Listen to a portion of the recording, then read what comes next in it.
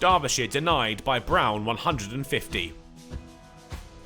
The track at the first Central County Ground has been kind to batters recently, and so it proved when Derbyshire had their turn out there, up to the cusp of 400 at the end of day 1, Madsen with a ton, while Critchley too had filled his boots.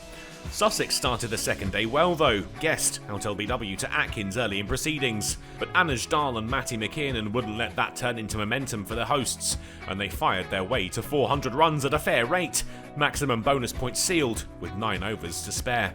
Hunt separated the two, McKiernan out-caught behind for 23.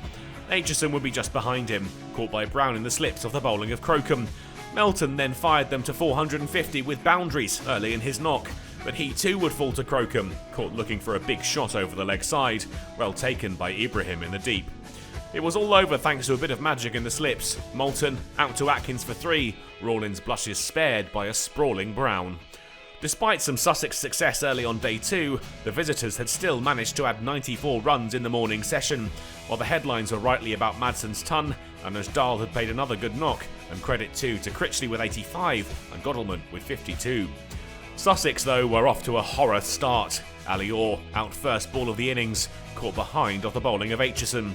The captain Tom Haynes found the boundary for the only runs added before lunch. Sussex headed into the break at 4 for 1.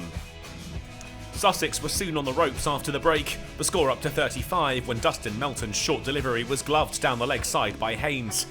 Ibrahim fell for 1, the score still 6 shy of 50 when he prodded one to Madsen in the slips.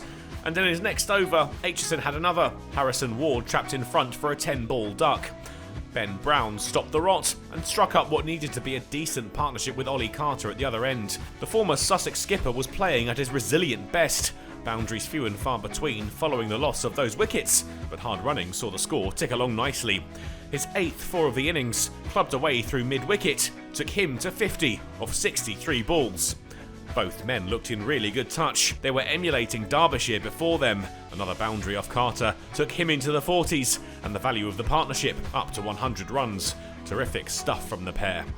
They reached tea at 148 for 4, trailing by 317. The pair resumed their good work after the break, watchful on their return, but Derbyshire denied any early inroads, and 150 was now on the board. With his 14th 4, Brown was up to 100 off 134 balls, another crucial knock from one of Sussex's most experienced players, the host's main route of resistance so far. Carter too had a personal milestone to relish. 2 runs off Aitchison took him to a half-century, scored off 131 balls.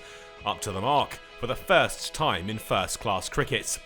For all his good work though, he wouldn't be able to get any further, caught in the deep, looking to lift Melton over the ropes.